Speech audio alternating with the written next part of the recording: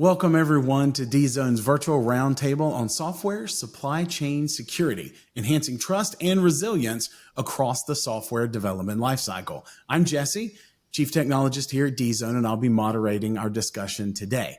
We have just released our 2025 Software Supply Chain Security Trend Report. You can get it on DZone.com. And we've surveyed hundreds of software professionals all over the globe to understand how teams are defending the software supply chain.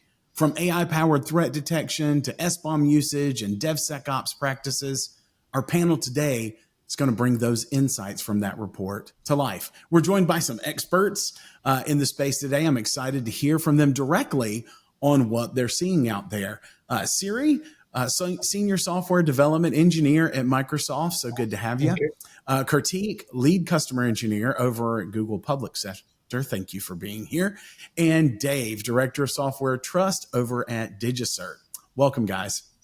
Now, let's start by looking at the risks. Our research found in the report that 95%, that's nearly all organizations, are impacted by at least one software supply chain threat, and most deal with several. The top threats in order were container images, 47%, access control, 41%, and open source vulnerabilities with 37%. It's a lot. So from your experience as an expert, which of these threats do you believe are critical right now? And Dave, let's start with you. Yeah, thanks very much. I think one of the ones that is really interesting for customers of DigiCert now and for DigiCert ourselves is about the container images. So a lot of the modernization of software is moving to image-based SaaS type services, and the digital signing of those as a verification and as a mechanism for trust is not a required part of the of that ecosystem. So we're seeing a lot of interest now as some of the compliance and regulations are requiring signatures to be part of the process, and actually just seeing customers and their own organization adhere to it as a best practice. It's part of zero trust principles. You must trust and then verify. And we're now seeing greater adoption in regard to that process around container images. So I'm not surprised that that one is up at the top, Jesse. So that's what you're saying. Cool. Kartik, what are you seeing? So one important issue that I've been seeing is open source vulnerabilities, because as we see, more and more organizations are creating modern applications. These modern applications are using open source modules.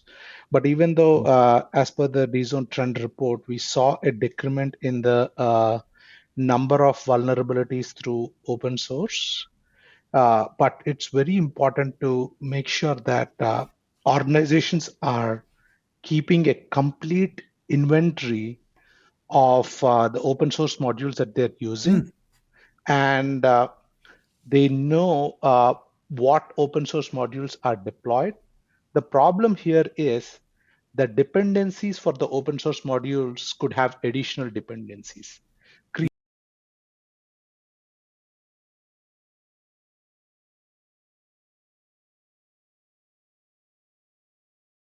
So that's one of the one that I see really big. Okay. All right, Siri, how about you? Yeah, I think access control is what I'm seeing very heavily. People, people not doing access control correctly. For example, your role-based access controls or your authorization authentication. So we in today's cloud-native world, we have so many APIs, and without proper authentication and authorizations, we have all these incidents where data is being exfiltrated and it is costing billions for companies, and it is also causing trust issues for people to believe organizations. So yeah, I mean access control is is in the top list, I believe. Yeah. Okay. So we're seeing all of Yep. them. Y'all are agreeing with all the top ones and seeing it. Now, have you seen the focus shift? year over year? Do you think it's the same things? Are we getting better? How are we doing? And whoever wants to jump in there, what do you think? I do think there's certainly better engagement in terms of trying to solve for these. We see that with customer engagements that we have. There's better adoption of solutions across the supply chain, not just to look at vulnerabilities in the code base or third party dependencies or open source dependencies, like was mentioned earlier. And it's more of a holistic approach. And I think there's some relationships between some of those things that are also the top threats that have been cited, like the vulnerabilities in the container images and the base images is something that you really need to stay on top of, because regardless of whether that originated from within your organization, you're responsible for it.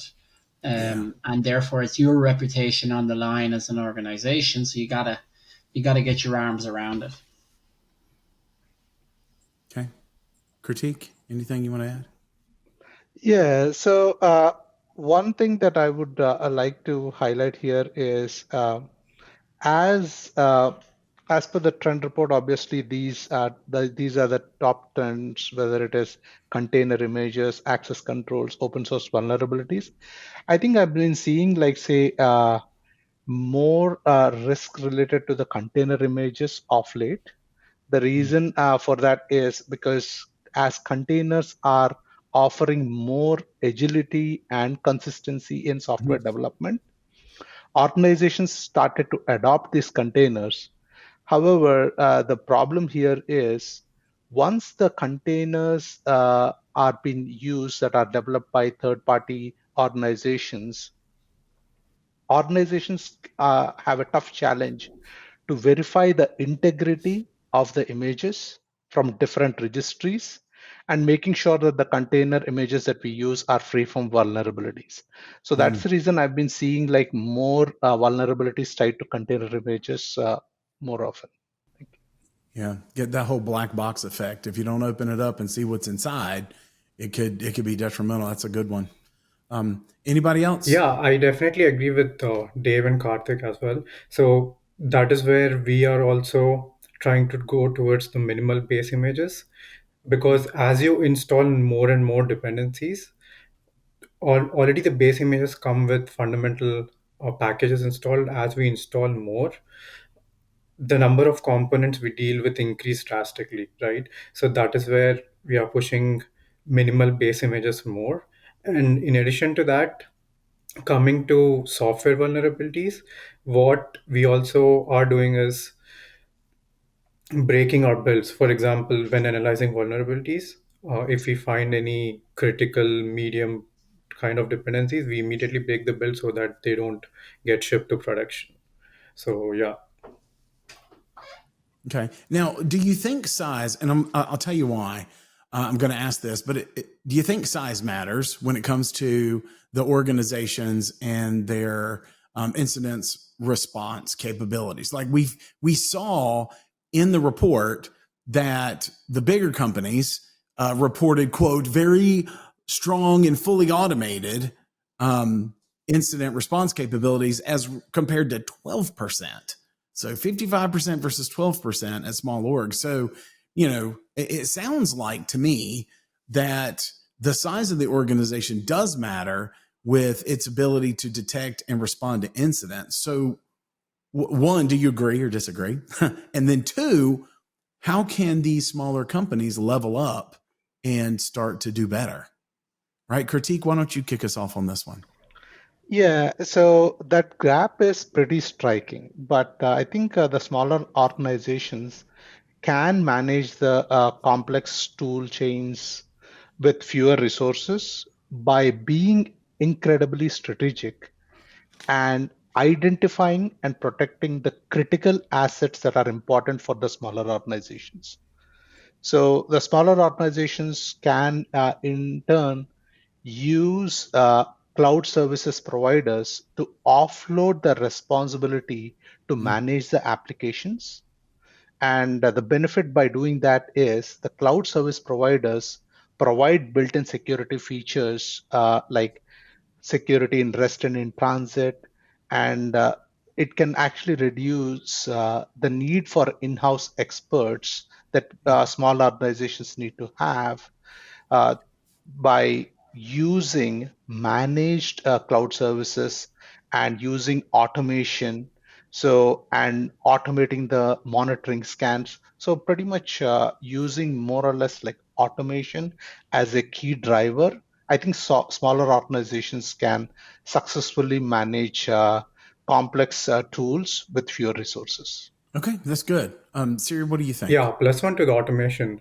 So the main difference between the big organizations and small organizations, I believe, is the big organizations have built so much automation so that the devs who are using it don't even know that this is happening behind the scenes.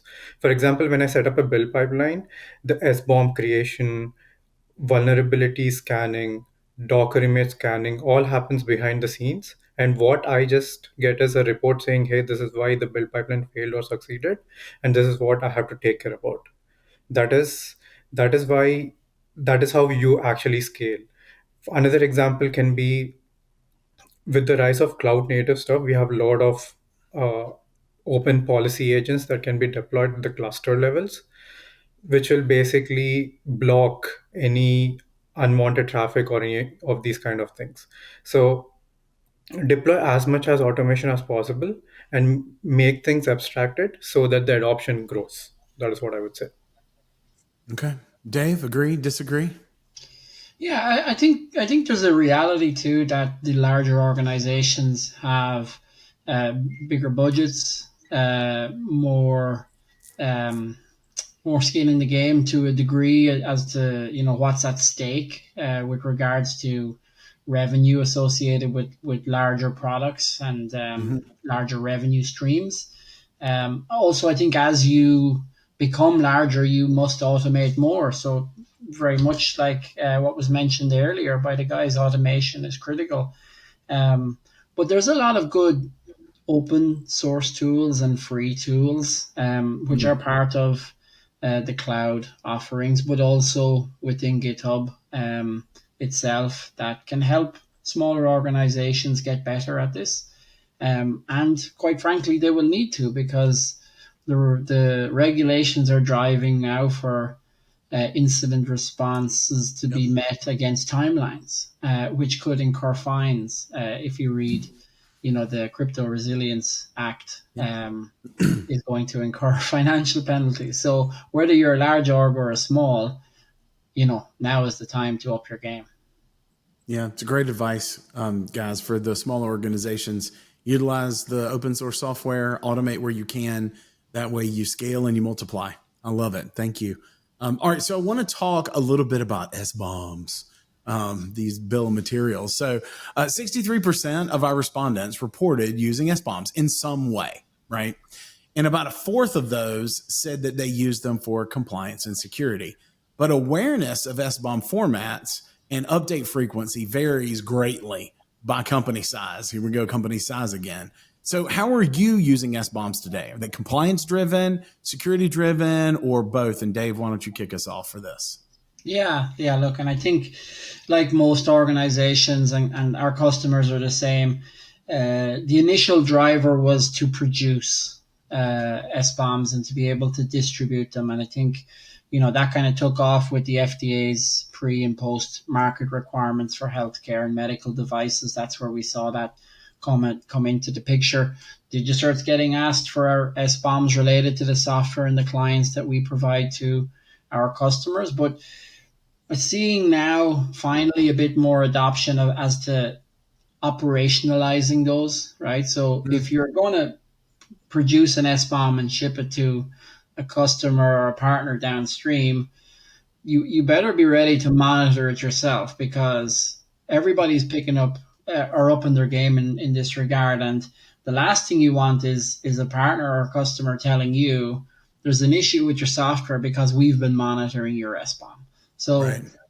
it's operationalizing it is where we all need to get to. It needs to be that living document that is monitored, rather than just produced once and shipped somewhere.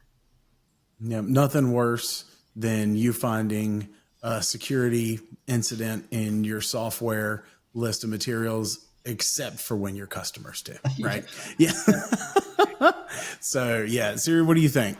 Yeah. So for us, compliance and security often go hand in hand because we are compliant in nature. That is why we are highly secure as well, right? And for us to be compliant and at the scale, the SBOM generation is completely automated on our side, and these are generated for every pull request and every build that takes place, every merge from branch to master. Everything has an SBOM shipped, and all these SBOMs are analyzed continuously to identify if there are any critical or high threats that need to be mattered, that need to be taken care of immediately. Because as infrastructure providers, if we get hit, of course, the software that is running on us will also get hit. So all of this is automated, and there are daily scans that happen and make sure that is they are compliant and secure in nature. Yeah. And listen, so, and this is my hot take. Y'all tell me if I'm right or not. I believe SBOMs aren't just compliance Yep. tools. They may be an indicator of overall maturity. Right. So I looked and it came to me while you were saying that, because the next part of it, we look at this, the incident response rating that we thought was, higher. Incident response rating correlates to organizations that say that they're using their SBOMs. So there's a correlation there between if you're using the SBOMs with every build, like you were just saying, we all ship them, their response rating goes up, which to me means that their overall maturity, it's an indicator of overall maturity, whether you're shipping and using these SBOMs every time. Do you think that's right? My hot take. Yes, no, agree, disagree? I definitely agree, because Okay. you're kind of shifting left when you're using SBOMs because you're detecting security way before it gets to production.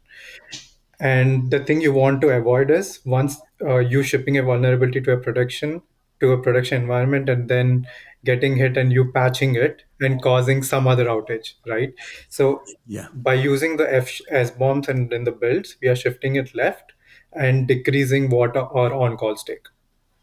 Yep. Dave, agree, disagree?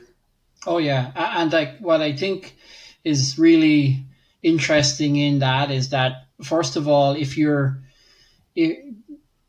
when you release software, if there's a dependency in there and it's healthy 2 weeks ago, that doesn't mean it's going to be healthy today, right? And that's no fault of the engineer.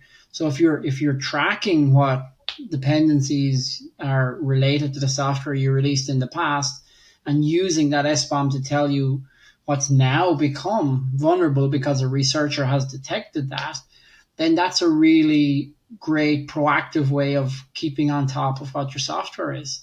And the other thing about it is that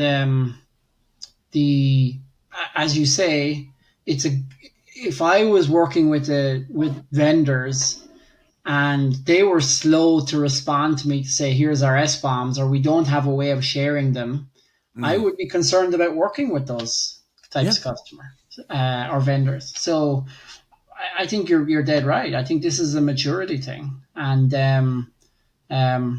if you've got delays, maybe you're not with the right vendor. Yeah. That's awesome. Part of me really just wanted you to agree with me, because that Irish accent and disapproving tone, I'm not sure I could handle it. It would cripple me. But as you were saying that, you know what else is really good at detecting risk? AI. So I'm going to shift us really hard for just a second, because it was interesting. 86% of the people who took our survey said they're using at least one AI/machine learning. I can't do it without the /machine learning because it's not real AI yet. Siri's heard me complain about it before. Sorry, Dave and Critique. It's not really AI yet. Anyway, the most common usage for this AI is anomaly detection, right? That's about 50% of the 86%. AI-assisted code scanning, right? And then automated security testing. So the real question is, what have you all seen? Like, what have you guys seen out there for these AI-powered tools? Is it all hype? Are they actually reducing risk? Are they somewhere in between? Like, where are we on the scale of these things really being usable? Because the only thing that I'm 100% sure of is that the hackers are using them pretty well. So I'd love to have some good news. And Dave, why don't you kick us off? Yeah, I think again, being in the product organization of DigiCert, my exposure in this area is mostly around what are the developer teams I work with are detecting from an anomaly perspective. So some of the tools and services that we're using are starting to have features released that are AI related. Our teams are also leveraging some of the new technologies that are in the space, integrating those in through GitHub as a Git repository, and making those automated checks part of their day to day, whether it's at the commit level or as we're getting through a more QA based staging of releases into production.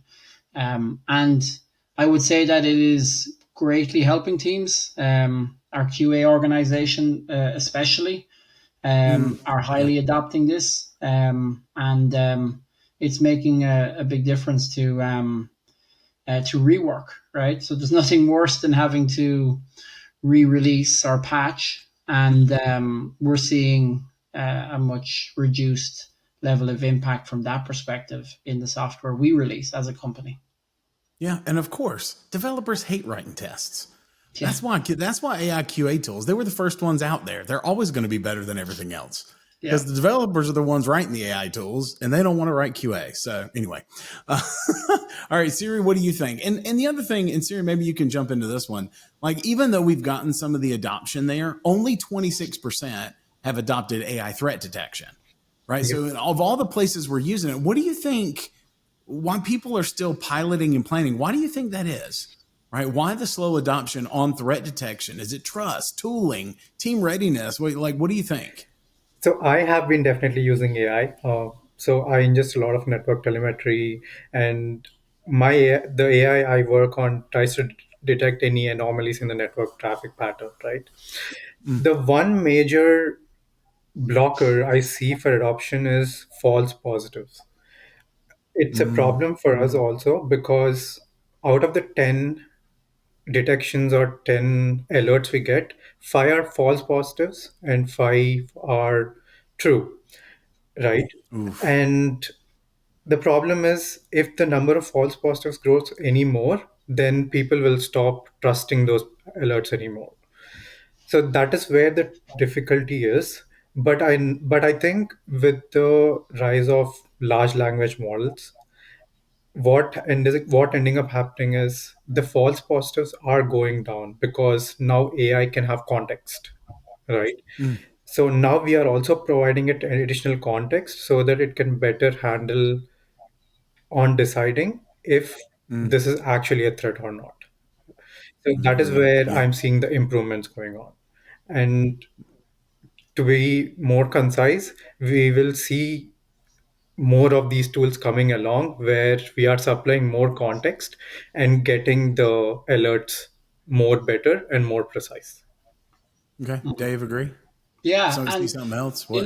Yeah. know, well, related to what Siri is saying here on the large language models, I think an interesting thing is how do you control which large language models your internal folks are using, right? So, how do you verify which is the one that is trusted? And that might be even within the model itself. So, if you're using Llama, which version is approved within your org, and how do you keep adapting to the later versions of that? So, one of the things that DigiCert is working with is being able to digitally sign those as part of a role-based access control and verification. So we can turn around then to organizations we work with and say, these are the models approved by your security folks in your org. You should trust those, not the other ones. Don't go pick your own one, right? And that then also helps ensure that not only are you picking the ones that are approved, but you're not picking ones that may be malicious, right? Because in Hugging Face, right, there's how many now? Thousands, right? Tens of thousands. And there's typo squatting on some of them, right? So if you type it wrong, you might end up accidentally with a bad version. So that's an emerging area. That's one of these unintended consequences of this progression of what we're using. Yeah. And governance, yeah, big reason for the slowdown. And, to Siri's point, another one is the false positives. We talked about developers hate writing QA. They also hate getting called at 2 a.m. from a bot that got it wrong. Right. So waking me up at 2 a.m. to look at software that's not really broken. Yeah, I can see why that's, both of them together. And that's interesting. All right. So keep moving on here. This is a great conversation. But I want to push us forward because I want to get into some more of the DevSecOps stuff. But over half of the people that we had, 54%, now implement security in the planning or design stages, right? So we're shifting left. This is great, which is up significantly year over year. How early, and Kritik, why don't you kick us off on this one? How early should security enter the picture, and what are the consequences when it's introduced too late? Yeah, embedding security into the early stages of the software development lifecycle isn't just about good practice. It's a foundation that fundamentally changes how software is being built and secured. By having the security being built into the software solutions, organizations can avoid the fire drills to fix the issues as they arise. Instead of security being a bottleneck, security can actually speed up the development by catching the issues early. So security can turn from an expense into an investment, and it can motivate the developers to deliver secure code by default, and having the security integrated early in the software development lifecycle can foster a collaborative DevOps culture within the organization. And security isn't just a single person's responsibility, it should be everyone's responsibility to fundamentally transform how secure the software solutions become. Okay. Siri, Dave, y'all agree? Yeah, definitely agree. Basically, once you get a project assigned, and once you do the first design, don't write code, do threat modeling. Oh, Yep. okay. I'm pretty sure there are more than 50% organizations still not doing threat modeling as part of their design phase. Because I do understand, as a startup or a mid-sized companies, you want to get into the market first and then come back to security. But I cannot emphasize how important it is to have the threat modeling and the fundamental building blocks on the very first part of your sprint. For example, in your sprint, security and software development should go hand in hand, right? So that is how you build that security first culture, and everybody will start thinking from that perspective, and that is how you improve overall. All right, Dave, are we going to start putting threat modeling in our requirements on the Sprint Zero side? That's a good one. You think there? Where do y'all Yeah, put it? I think again part of this is about the holistic picture, right? It's about everybody wants a zero trust approach to the software that passes through your software development life cycle and supply chain. I mean, but without digital trust, you can't have zero trust. You must trust and then verify. And to Siri's point, that is throughout the life cycle of the software. It's at every stage.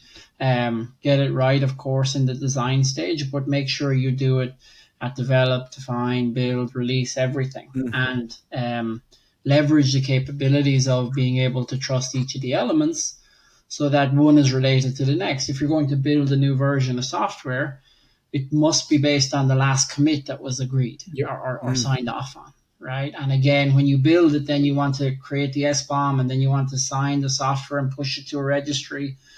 Don't build it on a different version of the code, right? Don't sign a different version. You have the building blocks in place and the chain of custody to allow that security to flow left to right through the supply chain. Yep. That's awesome. Dave touched on a very critical point here, right? Signing.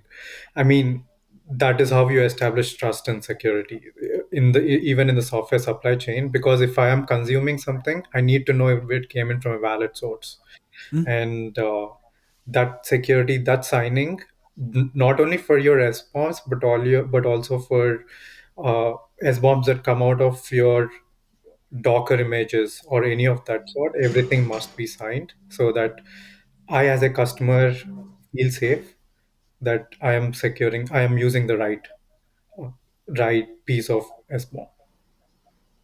that's awesome. I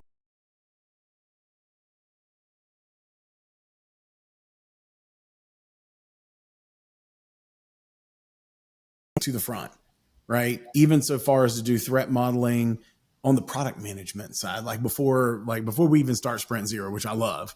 But we did see in the report that teams that do daily application vulnerability scans are way more confident in their incident response capabilities. So, like, how do you, first of all, how frequently do you all scan? I'd love to know. And how do you ensure that the results drive real remediation when you find things? Right. And Kartik, why don't you kick us off on this one?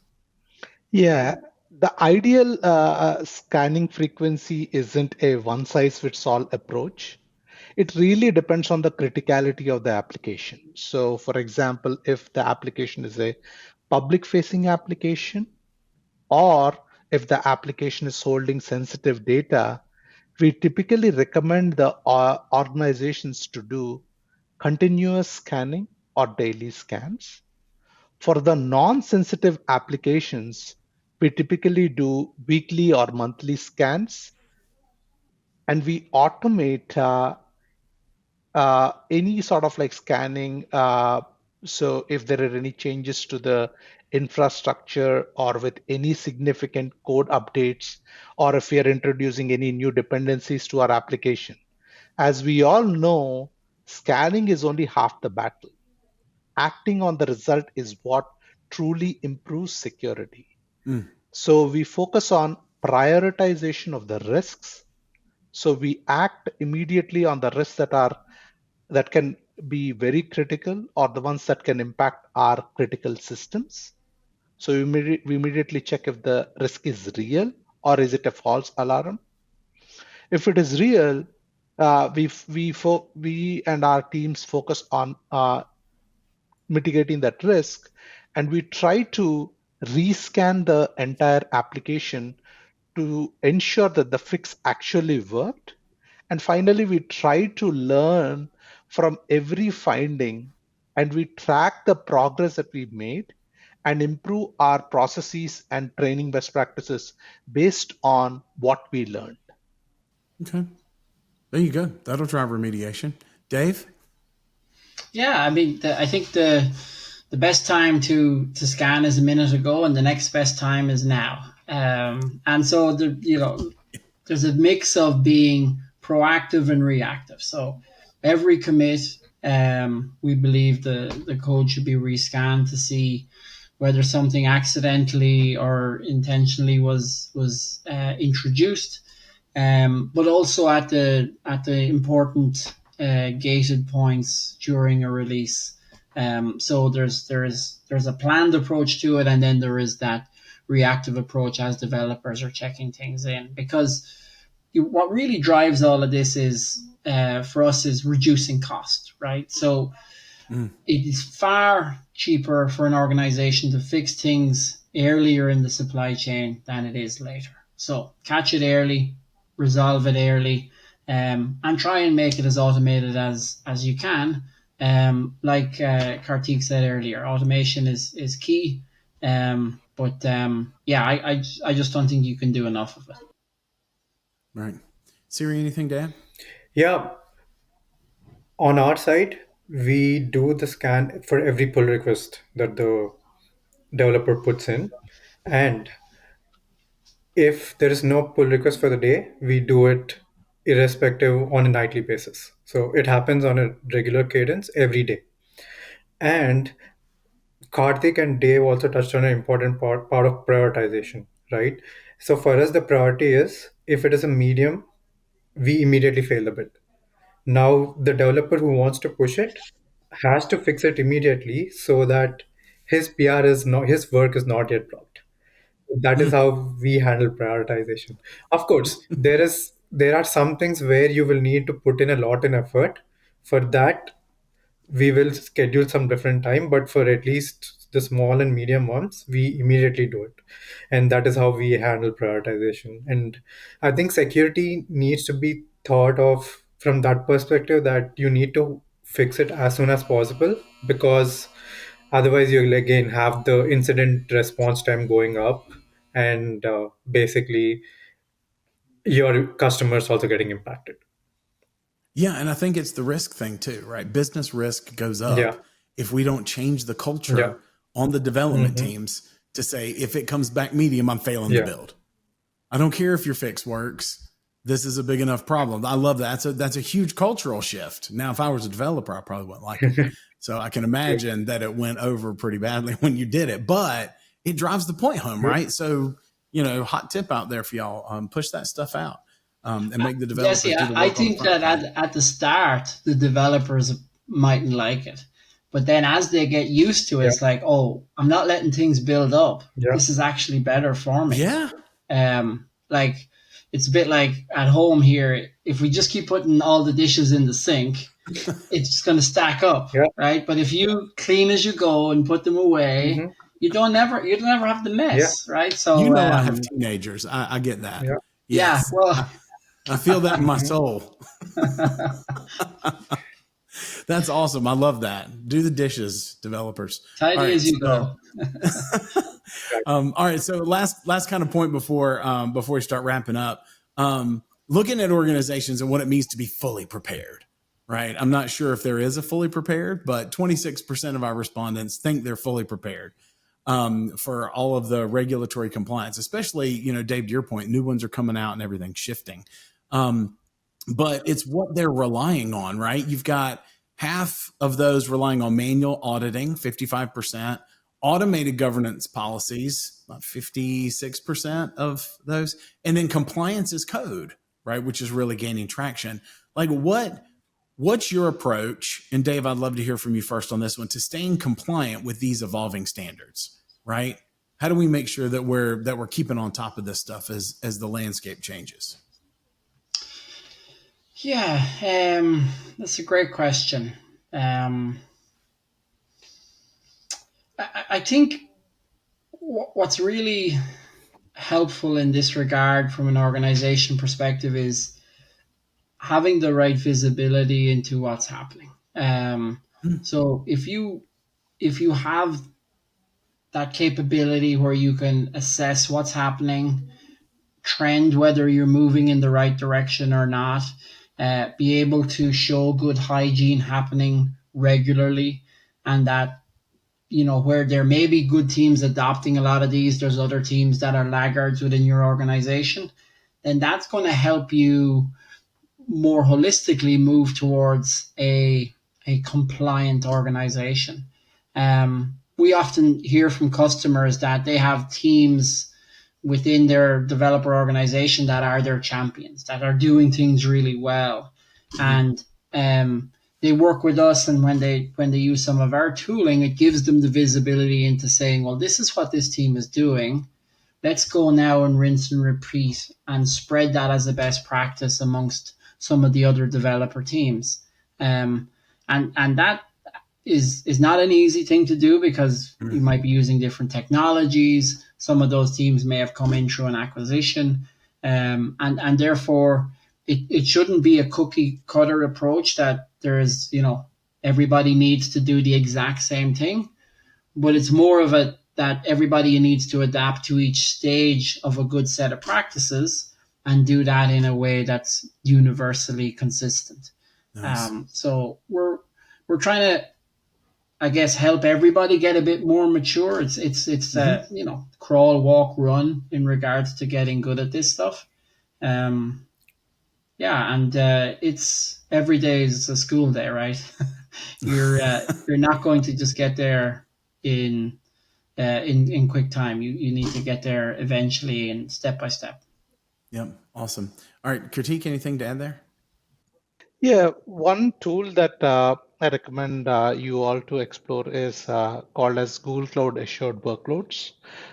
So it provides a pre-configured and a compliant environment. So Hmm. if organizations want to stay compliant with HIPAA, FedRAMP, or CGIS, we can enforce the assured workloads controls on the cloud environment. So if an application is created, it not just aligns with the compliance framework, we can enforce those compliance controls and we can automatically scan the environment for any deviation from the compliance framework. Hmm. So if something drifts out, we can either immediately correct it or flag it for immediate attention to the administrators. So those are some things that I've tried that has helped. That's cool. Awesome. Siri? So I believe those days where policy used to stay in the document is kind of closing. It is coming to an end. Now you're in that policy as a code thing where people write this policy and then they deploy it. For example, when you deploy a Kubernetes environment, you have the Kubernetes control plane that does most of the things. You can deploy policies at the Kubernetes control plane level, which restricts you from doing things, right? Similarly, at the cloud scale, there are the major cloud providers also offer a lot of these policy as code, policy as a service kind of things Hmm. that you can deploy at the tenant level and enforce the policies like the HIPAA policies that Karthik was mentioning, and make sure that they are always in effect and you never breach these policies because you never want to Yeah. be on that side, right? So I think policy as a code is something that if we are not doing yet, it is time to start thinking about it, actually go and implement it, I would say, because that is how you would learn and understand its power. And once you start doing that, you get enough uh, enough power to stop people doing from bad things. Which is the Yeah, goal. which is the goal. I love it. All right, final question. Right, we're pushing up against time, but I do want to know one more thing. As we look ahead, all right, and I want each of you to answer here. What's one thing, one action item, whatever suggestion you want that you think that security leaders watching this can't afford to ignore over the next 12 months? Right? Again, what one thing, whether it's an action item, a tool, whatever it is, that you think that security leaders watching this right now cannot afford to ignore in the next 12 months. And Kartik, let's kick it off with you. Yeah, so as the modern supply chain is complex, involves a lot of modules, processes, and attackers are there to exploit any lack of visibility. So, one thing that I recommend organizations to try is to conduct thorough annual internal audits to comprehensively review all the controls, ensuring that they are effective and are in line with the organization policies. And organizations are continuously monitoring those policies, whether they are working effectively throughout the entire software development lifecycle. Awesome. All right, Siri, what's yours? In addition to what Karthik mentioned, I would ask all organizations to read OWASP's top 10. That'll that is the most easiest way to get to know what are the current trends and what are the current threats happening and how to mitigate them, right? Apart from this, one more thing I would say is inventory all your assets as fast as possible and iteratively start thinking about security. I understand that you cannot know what all things you have. And in a cloud environment, you might be having 10,000 resources. So detect what you have, apply mitigations. Detect what you have, apply mitigations. So that is what I would recommend. Read top 10 and read over top 10 and inventory all your systems, so that you at least know what kind of systems you're dealing with, so that you can identify the correct security uh, mitigations you can deploy. Okay, awesome. Dave, wrap us up, man. Yeah. So, from DigiCert's perspective, what we say is that you need to secure your software supply chain with digital trust. And I mentioned this earlier on the call.